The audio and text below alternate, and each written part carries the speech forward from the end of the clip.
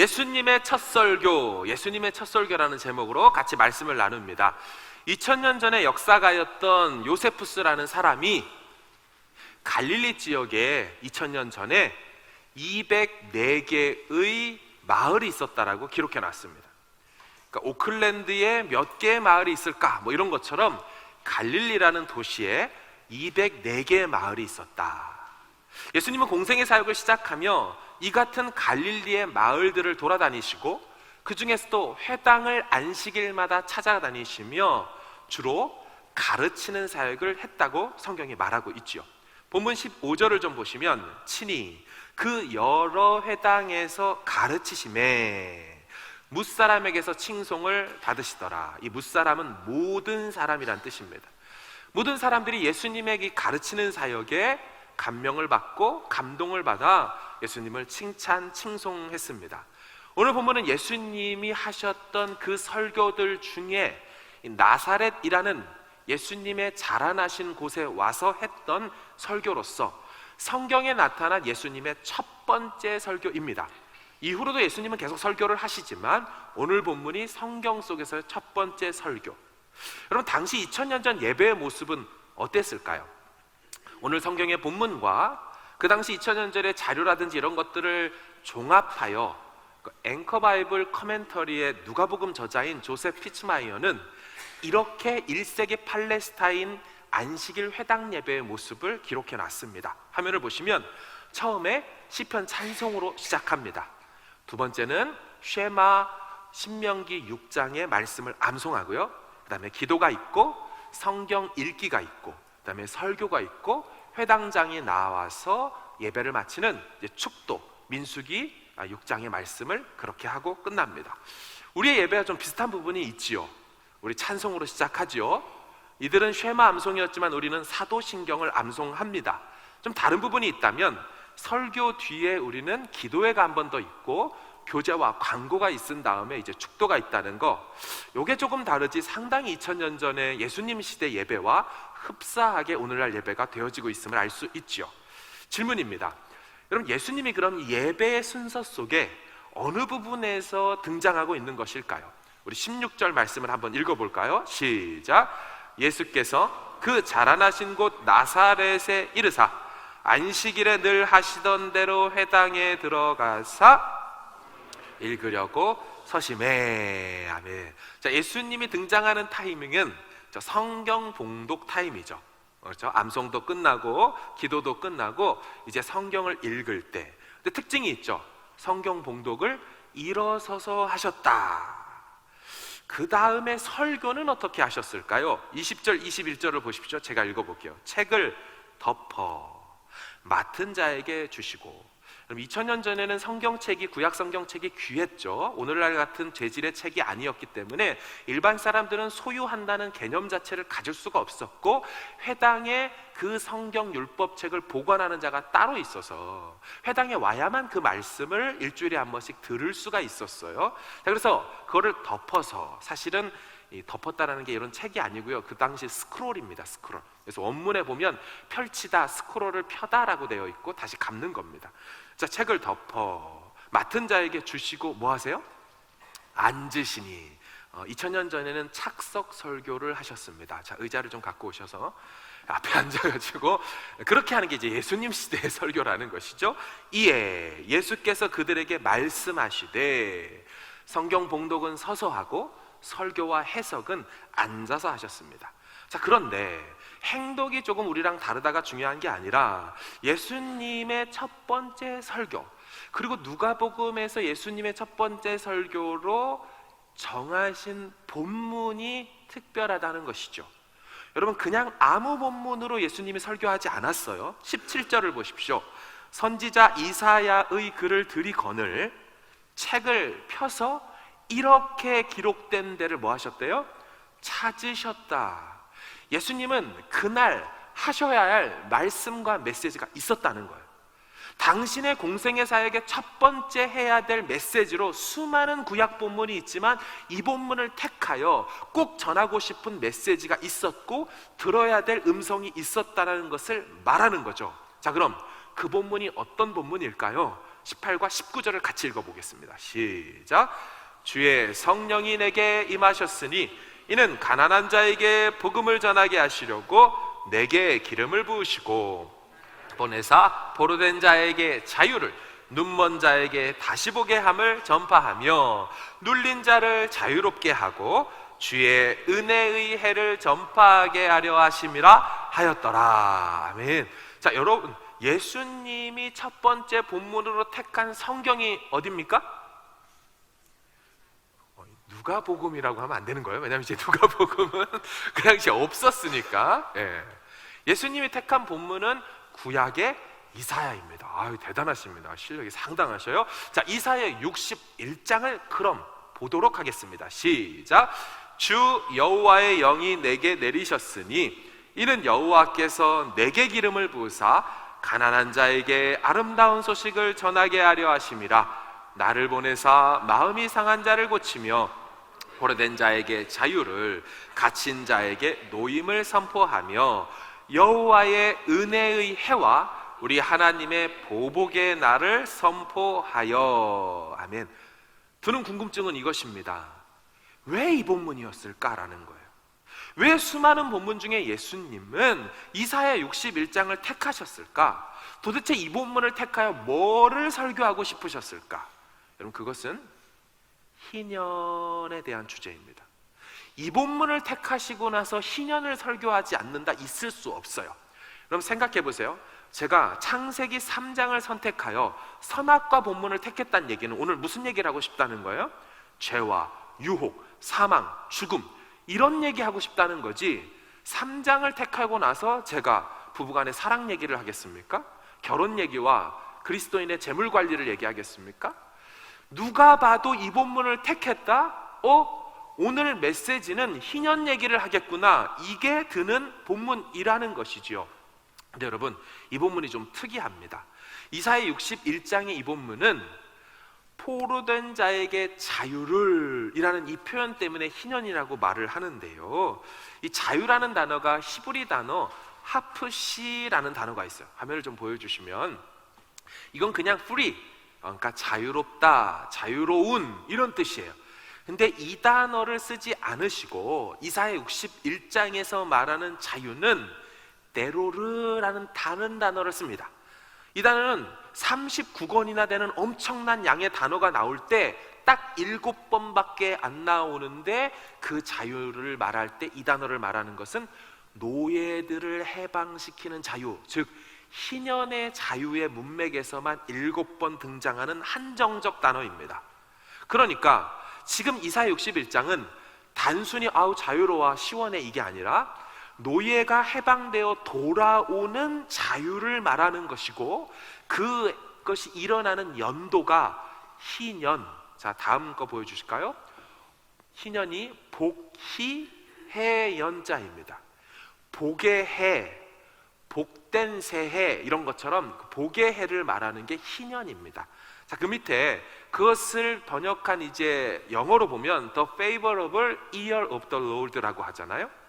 이 표현이 우리 그거 기억나십니까? 주의 은혜의 해를 전파하게 하려 하십니다. 이 해가 은혜로운 연도를 얘기하는 거예요.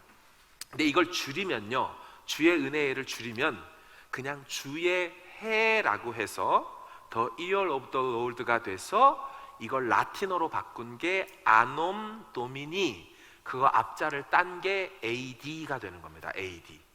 그러니까 예수님이 이 땅에 오셔서 택하신 본문이고, 나의 모든 사역 앞으로의 시대는 내가 옴으로 말미암아 복의 새해가, 복의 연도가 시작될 텐데, 할 때 이 아노 도미니, 주의 해, BC는 before Christ고 라틴어 저 말을 따서 AD가 된 것이죠. 따라서 오늘 본문은 예수님이 뭐하러 오셨냐, 예수님의 사역은 무엇이 될 것이냐, 그분이 이루실 일은 무엇이냐를 아는데 중요한 본문으로, 많고 많은 본문 중에 이 본문을 택했다라는 것입니다. 자, 그럼 그분이 택한 이사야 61장은 사실 그냥 진공 속에서 나온 본문이 아니고요, 사실은 레위기 25장의 말씀에 근거하여 나온 또 본문입니다. 자, 정리를 하면 누가복음 4장에 나온 건 이사야 61장을 인용한 것이고, 이사야 61장에 이사야 시대에 예언할 수 있었던 것은 구약의 레위기 25장의 율법에 근하여 선포한 예언 메시지라는 거죠. 자, 그럼 원본문인 레위기 25장을 좀 보길 원해요. 같이 좀 읽어보겠습니다. 시작. 너는 7 안식년을 계수할지니 7년이 7번인즉 안식년 7번 동안 곧 49년이라. 7째 달 열흘날은 속죄일이니 너는 뿔나팔 소리를 내되 전국에서 뿔나팔을 크게 불지며 너희는 50년째 해를 거룩하게 하여 그 땅에 있는 모든 주민을 위하여 자유를 공포하라. 이 해는 너희에게 희년이니 너희는 각각 자기의 소유지로 돌아가며 각각 자기의 가족에게로 뛰며. 아멘. 자, 이 패턴이라는 게 있죠. 여러분 아실 거예요. 6년간 농사 짓고 일을 하면 7번째 해를 뭐라고 부르면서 쉽니까? 안식년이라고 해서 토지만 쉬는 게 아니죠. 경작을 안 하는 사람도 쉴 수 있겠습니다.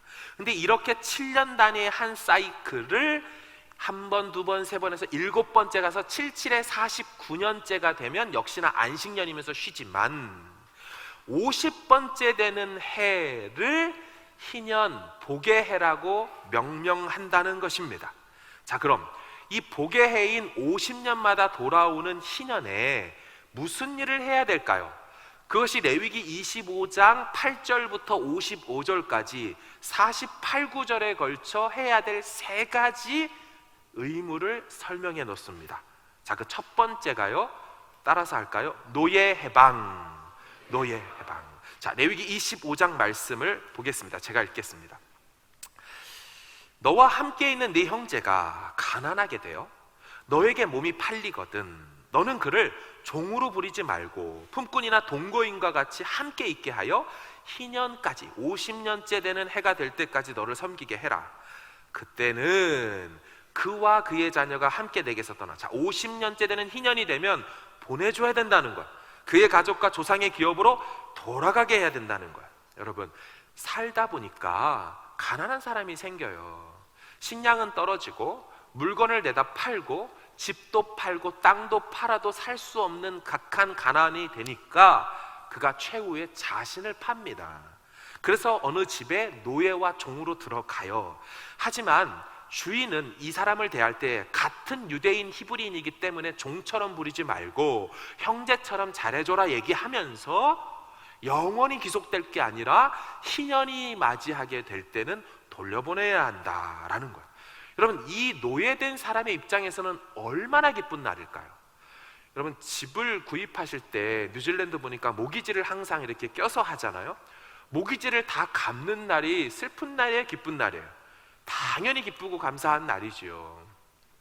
핸드폰에 할부금만 다 내도 저는 마음이 좋더라고요. 차를 할부금만 해도 한국에서 샀던 그 차가 다 갚는 날이 무슨 뭐 짜장면이라도 먹고 싶은 그런 날이 되더라고요. 근데 하물며 모기지 정도가 아니라 노예가 되었던 내 인생이 다시 자유인이 되고 누군가 와서 네 빚을 다 탕감해줬다? 이거 상당히 기쁜 날이죠.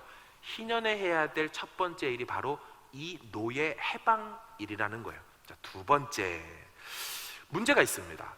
자기 몸을 팔았다가 자유인이 되긴 했는데, 여러분, 이 사람 집이 있어요, 땅이 있어요? 없잖아요. 따라서 그냥 몸만 자유하게 하면 또 소장농이 될 수 있어요.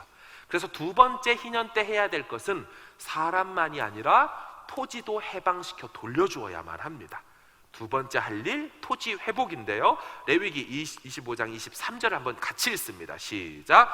토지를 영구히 팔지 말 것은 토지는 다 내 것임이니라. 너희는 거류민이요 동거하는 자로서 나와 함께 있느니라. 그러나 자기가 물을 힘이 없으면 그 판 것이 희년에 이르기까지 산자의 손에 있다가 희년에 이르러 돌아올지니 그것이 곧 그의 기업으로 돌아갈 것이니라. 아멘. 여러분, 이스라엘은 원래 자기네 나라도 없고 땅도 없었죠. 가나안 땅에 하나님이 들여보내시곤 분배하여 제비 뽑아 얻게 된, 거저 얻게 된 땅. 따라서 하나님은 50년마다 땅을 자기의 상황에 따라 팔았어도 다시 원상복귀 되기를 원하셨어요. 내가 처음에 의도했던 그 의도의 땅으로 다시 돌아가 받아라. 이게 희년의 정신입니다. 기대 효과는 무엇이겠어요?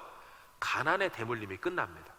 더 이상 계속 대를 이어 가난하지 않는 해가 바로 50년째 해인 희년이 되고요, 부의 대물림도 끝나게 되는 것이죠. 한국의 금수저, 흙수저 문화, 그게 무엇입니까? 태어날 때부터 누구는 금수저 물고 태어나고, 태어날 때부터 누구는 흙수저 물고 태어나서 출발선이 다른 세상이 돼버렸다, 처음부터 불공평한 세상이 됐다, 이거 바로잡아야 된다가 사람들이 말하는 정의 아니던가요?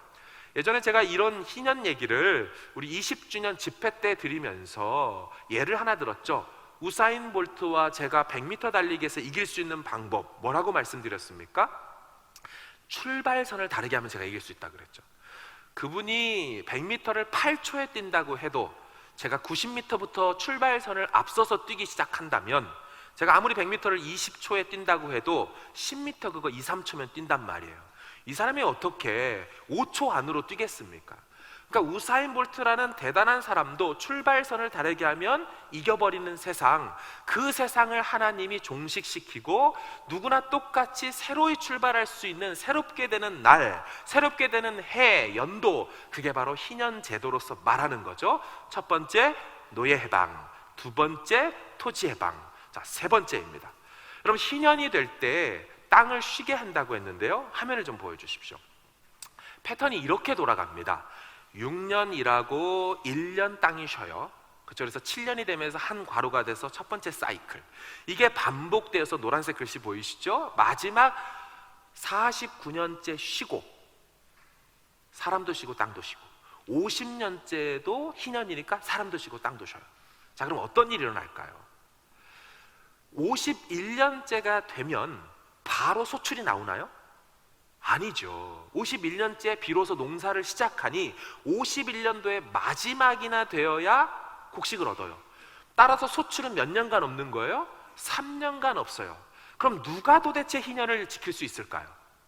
3년간의 소출이 없어도 하나님이 정한 율법 안에 순종하면 그분이 3년의 소출을 채우신다는 믿음이 있는 사람만 비로소 희년을 지킬 수 있겠죠. 자, 그래서 약속하신 말씀이 있습니다. 20절과 21절을 잘 보세요. 읽겠습니다. 제가 만일 너희가 말하기를 우리가 만일 7째 해에 심지도 못하고 소출을 거두지도 못하면 우리가 무엇을 먹으리요 하겠으나 내가 명령하여, 하나님 명령해 주시는 거예요. 6째 해에 내 복을 너희에게 주겠다. 그래서 소출이 3년 동안 쓰기에 족하도록 할 테니 믿고 뭐해라? 희년을 지켜라 라는 것이에요. 여러분, 이 희년을 구약에서 어떻게 지켰을까요?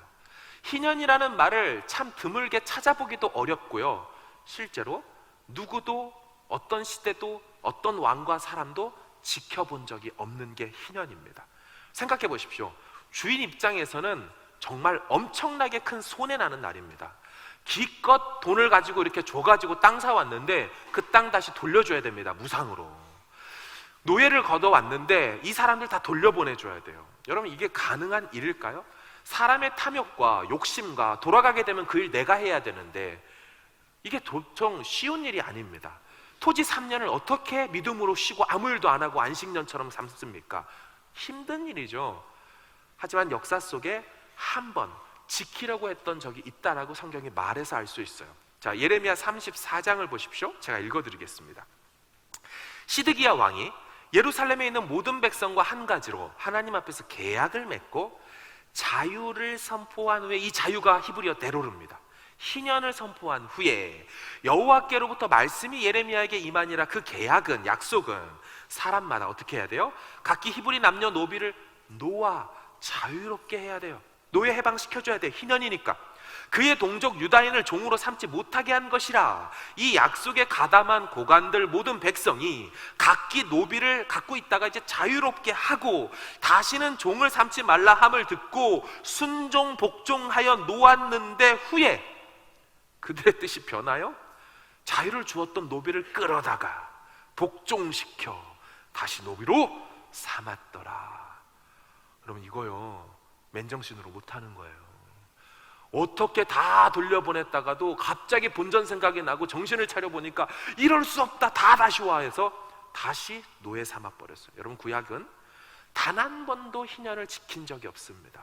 여러분, 유월절조차도 지키는 게 쉽지 않았죠. 여러분, 열왕기하 23장 보여주십시오. 사사시대, 이스라엘을 다스리던 시대부터 북왕국 북이스라엘 여러 왕 시대를 거치고 남왕국 남유다 여러 왕의 시대에 이렇게 유월절을 지킨 일이 없었더니 요시야 왕 18째 해에 지키고요, 그 전에 있었던 히스기야 왕 때 지키고 그 앞뒤로 제대로 지킨 적이 없다고 말해요. 그럼 유월절은 같이 모여서 멈추어 서서 유월절 하루와 그 뒤에 있는 무교절, 누룩 넣지 않는 빵같이 먹으며 같이 함께 음식을 나누는 축제입니다. 근데 이것도 못하는데 희년을 지킨다고요? 못 지켰습니다. 이스라엘 왕조 동안 한 번도 지켜내지 못하고 명령은 있었으나 순종한 주인도 왕도 시대도 없었습니다. 그리고 망했습니다. 그런데 놀라운 일이 일어나요. 구약 역사 동안 단 한 번도 지키지 못했던 그 희년을 본문을 설교하시는 그분이 놀라운 말씀으로 21절에 이 말씀을 해요. 보여주실까요? 이에 예수께서 그들에게 말씀하시되 이 글이 희년이 오늘 너희 귀에 응하였느니라. 놀라운 사건이죠. 누구도 지키지 못했고 누구도 경험해보지 못했던 창조 이래로 말씀은 있었으나 돌이키지 못했고 회복되지 못했던 그 희년의 은혜의 해를 오늘 이루었다라고 말한다면 사람 중에 누가 가능했을까요? 주인 중에 누가 가능했을까요? 수많은 왕들 중에 누가 이걸 선언할 수 있습니까? 이분이 지금 선언하고 계십니다. 그럼 예수님은 어떻게 이 희년이 이루어졌고 이룰 것이라고 말씀하고 있는 걸까요? 여러분, 희년은 50년마다 돌아온다고 말씀을 드렸어요. 저희 첫째 아이가 칼리지 1학년, 이번에 이제 수료식을 했는데 15살입니다. 자, 이 친구가 아버지가 어려움을 당해가지고 아버지가 눈물을 머금고 아들을 팔았어요. 원치 않지만 팔았어요. 그럼 얘가 15살에 저 집에 노예로 들어가면 언제 나오냐면 50년이 지나 골드카드 받으면서 같이 이렇게 해방되는 거예요. 자, 그럼 이 친구는 65세부터 이제 버스 그냥 타고 이제 배 그냥 타고 다니면서 아, 세상이 이렇게 생겼구나 하면서 지내고 있겠죠. 무슨 소망이 있을까요? 무슨 소망? 그런데요, 이 희년의 50년을 기다리지 않고 선제적으로 앞당길 수 있는 방법이 두 가지가 있다는 거 아십니까? 첫 번째는 자기가 돈을 지불을 하여 자기를 페이먼트를 내서 노예에서 해방되는 겁니다. 근데 여러분, 이게 가능했으면 넘어가지도 않았겠죠. 말만 그렇지 못해요. 두 번째 방법은 누군가 나타나서 이 사람의 몸값을 빚을 지불해 주면 그날이 이 사람에게 희년이 되어버립니다. 50년의 후에 와야 될 희년이 당장 오게 만드는 방법은 바로 두 번째 방법이죠. 레위기 25장 본문을 보세요. 그가 팔린 후에 그에게는 속량받을 권리가 있나니 탈출할 권리가 있나니 그의 형제 중 하나가 그를 대신 값주어 양민되게 하거나 25절 만일 네 형제가 가난하여 그의 기업 중에 얼마를 팔았으면 그에게 가까운 기업물을 짜가와서 그 형제가 판 것을 물어주면 갚아주면 풀 페이먼트 해주면 그때 날이 희년이 됩니다. 사랑하는 여러분, 희년에 해야 될 것 세 가지 이제 보여주십시오. 노예 해방, 토지 해방, 토지 안식, 요 세 가지가 있습니다.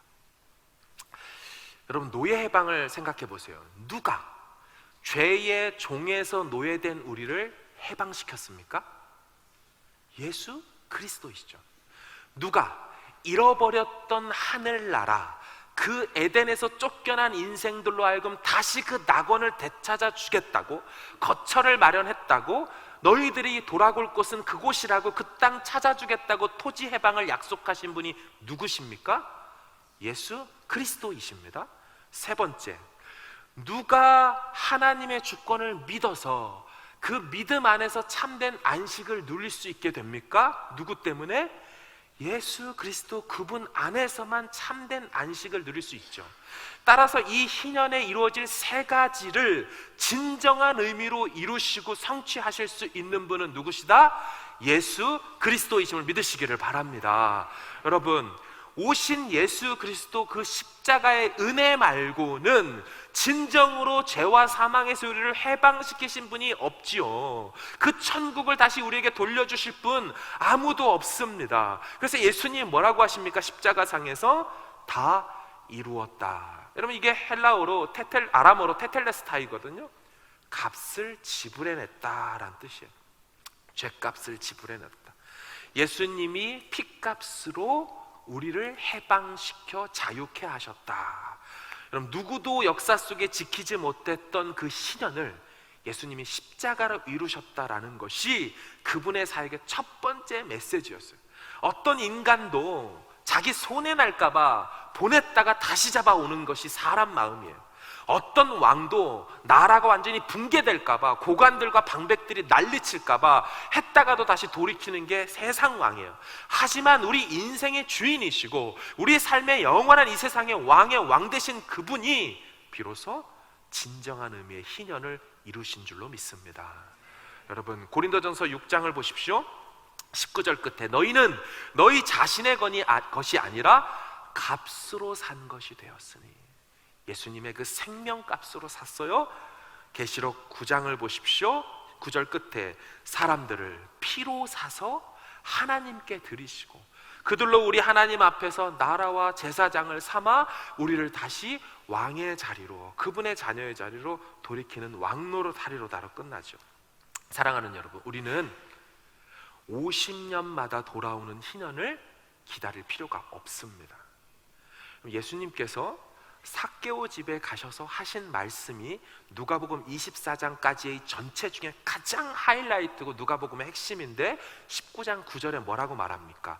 예수께서 이르시되 오늘 구원이 이 집에 이르렀으니 이 사람도 아브라함의 자손임이로다. 희년을 기다릴 필요가 없었어요. 예수님이 삭개오 집에 오시는 그날이 삭개오 인생의 희년이 맞이하게 되는 날인 줄로 믿습니다. 우리가 여러분 어떻게 희년을 맞이합니까? 정신 못 차리고 하나님 없이 완전히 흑암 속에서 자기 멋대로 정욕대로 살아가던 인생에 주님이 개인적으로 찾아오셔서 우리 인생의 희년을 맞이하게 하셨어요. 그래서 우리가 드디어 자유를 얻고 해방을 얻고 옛날 죄된 습관에서 완전히 달라지고 끊어져 나와서 새 삶으로 우리 새로운 방식으로 살아가게 되는 것, 이게 희년을 그분께서 우리 개인별로 찾아와 이루어 주신 사건이지요. 예수님이 삭개오 집에 오신 그날이 그 집의 구원의 날이 돼버렸어요. 그리고 예수님 뭐라고 말씀 나누시고 떠나십니까? 인자가 온 것은 잃어버린 자를 찾아 구원하려 함이라, 그 메시지 선언하시고 그리고 삭개오 집을 나오셨죠. 자, 그럼 여러분, 오늘 본문에서는 구체적으로 어떻게 예수님께서 성취했는지 조금만 더 보기를 원하는데요, 18, 19절을 잘 보십시오. 주의 성령이 내게 임하셨으니 이는 왜 오셨냐면요, 가난한 자에게 복음을 전하게 하시려고. 자, 화면에 말씀 계속 띄워주시면서 가난한 자에게 복음을 전하게 한다. 여러분, 가난한 자에게 있어서 뭐가 복음일까요? 돈 주는 게 복음이겠죠. 먹을 것 주고 떡 주는 것이 복음일 것입니다. 그럼 예수님이 오셔서 가난한 자에게 떡을 주셨습니까? 주시긴 했죠. 오병이어로 한번 거하게 주시긴 하셨죠. 다 먹이고 배불리 먹게. 근데 여러분, 오병이어를 주신 것은 정말 가난한 자를 배불리러 왔기 때문에 하신 것이 아니죠. 그랬다면 계속 오병이어 사건을 일으켜야 되는데 한 번으로 좋겠죠. 게다가 오병이어 사건을 주신 것은 무엇이었습니까? 그 사건을 통하여 당신이 생명의 떡임을, 당신이 하늘에서 내려온 만나요, 그래서 너희 조상들이 광야에서 먹고 죽은 만나 같은 자가 아니라 나는 먹고 영원히 죽지 않는 영생을 주는 자라는 심오한 영적 의미, 그래서 영적 가람과 기근으로 죽어있는 저들을 생명의 떡으로 먹여 살리기 위하여 왔도다를 실제 삶의 공생애 속에 이루셨죠. 그게 첫 번째 1번인 가난한 자에게 복음을 전하는 그 내용입니다. 두 번째, 포로된 자에게 자유를. 자, 예수님이 포로된 자유, 감옥에 있던 사람을 놓아주는 사역을 한 적이 있습니까? 한 번 있어요.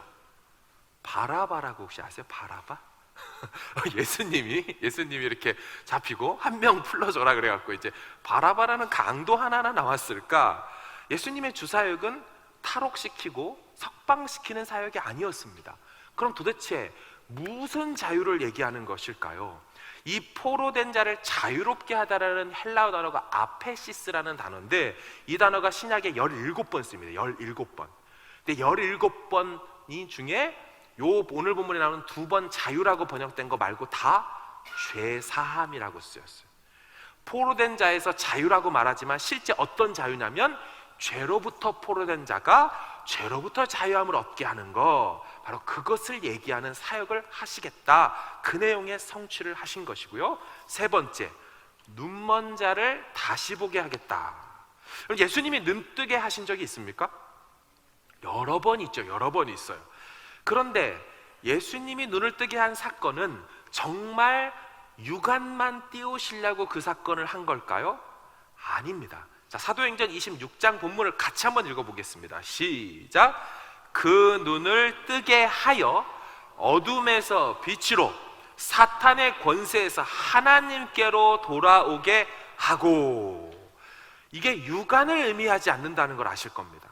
상징적인 사건으로서 영안이 열려 어둠에서 빛으로 잃었던 생명 찾았고 광명을 얻었네라는 찬송가 가사처럼 드디어 그분이 구원자임을 보게 되고 세상의 창조주와 신이 바로 유일하신 여호와 하나님임을 밝히 보아 알게 하는 사역을 하기 위하여 바로 이 눈먼 자를 뜨게 하는 사역을 했어요. 마지막 네 번째, 눌린 자를 자유롭게 했다. 자, 사도행전 10장 말씀 같이 읽습니다. 시작. 하나님이 나사렛 예수에게 성령과 능력을 기름 붓듯 하였음에 그가 두루 다니시며 선한 일을 행하시고 마귀에게 눌린 모든 사람을 고치셨으니 이는 하나님이 함께 하셨음이라. 아멘. 십자가로 마귀에게 눌린 자들을 건져주시고 해방시키시고 자유를 주시는 일들을 예수님께서 첫 설교하신 대로 공생애를 통하여 이루셨습니다. 여러분, 구약의 역사 속에 누구도 하지 못했어요. 하지만 예수님이 오셔서 오늘 너희 귀에 응하였다라고 성취됨을 선언하신 다음 실제로 공생애 사역 가운데 이루셨고요. 역사 속에, 신약의 역사 속에 딱 한 번 실제로 이루어진 때가 있습니다. 찾아온 때가 있어요. 언제일까요? 노예가 해방되어지고 토지가 돌아오게 되고 가난한 자가 없어지고 풀리고 또 눌린 자가 없어지는 그때 언제였을까요?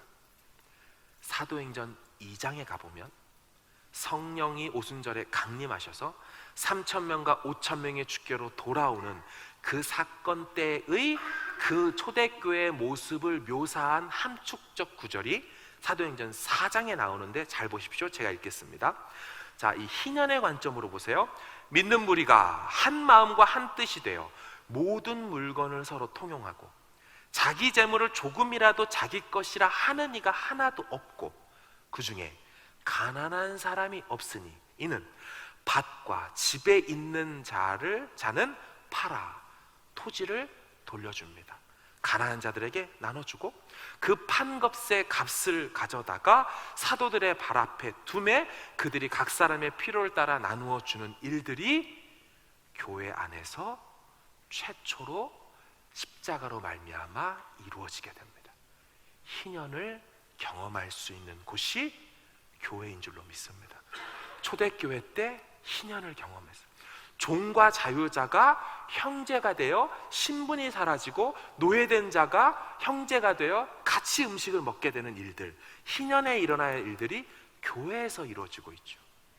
여러분, 희년에 일어나야 될 그 토지를 팔고 하는 일들, 그 본보기를 행했던 사람으로 여러분 4장 뒤에 누가 나오냐면 바울의 동역자였던 바나바가 나옵니다.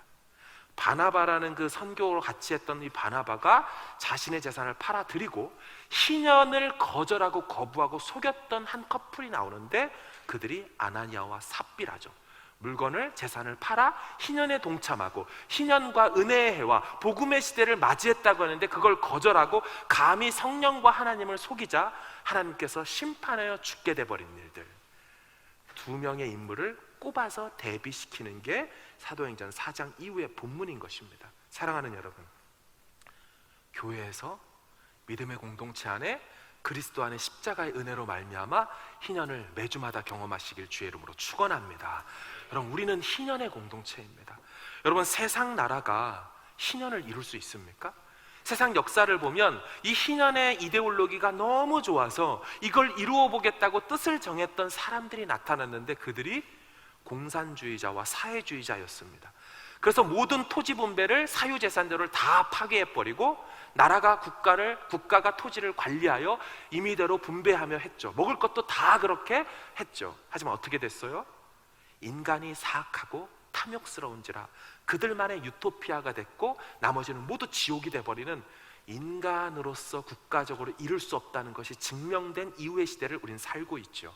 사랑하는 여러분, 세상 정부는 이 같은 하나님의 나라를 이룰 수가 없습니다. 세상의 정치와 경제와 복지 정책으로 하나님의 나라 희년의 공동체를 맞이할 수가 없습니다. 여러분, 오직 교회의 십자가와 예수 그리스도 이름의 권위를 주셨기에 그 은혜를 경험하고 개인적 희년을 경험한 그들이 비로소 공동체로 모여 희년을 누리고 날마다 하나님 앞에 찬송과 영광을 돌리게 되는 것인 줄로 믿습니다. 사랑하는 여러분, 이 하나님의 나라가 우리를 통하여 이 땅 가운데 오게 되는 것 위하여 우리에게 무엇이 필요합니까? 복음인 줄로 믿습니다. 피 묻은 그 복음을 주변 사람들에게 전하여 개인의 인생 가운데 희년, 은혜의 해를 맞이하게 하는 거예요. 사랑하는 여러분, 2021년도를 어떻게 맞이하겠습니까? 2021년도가 정말 그리스도 안에서 은혜의 해가 되길 주의 이름으로 축원합니다. 그분의 복음이 주장하시는 한 해, 사방으로 우겨쌈을 당하고 어떤 환난과 어려움이 당하고 락다운으로 갇히고 버블 안에서만 간신히 숨 쉴 수 있는 시대가 다시 찾아온다 할지라도 은혜의 해를 우리에게 허락하신 그 복음을 우리 안에 소유할 수만 있다면 우리는 어떤 상황에서도 자유를 누리고 어떤 상황에서도 기쁨을 누리는 희년을 맞이하게 되는 것입니다. 내년 한 해가 이 희년의 말씀, 복음으로 다시금 충만히 채워서 정말 그리스도 안에서 은혜의 해를 바라볼 수 있는 저 여러분 되어지길 주의 이름으로 축원합니다.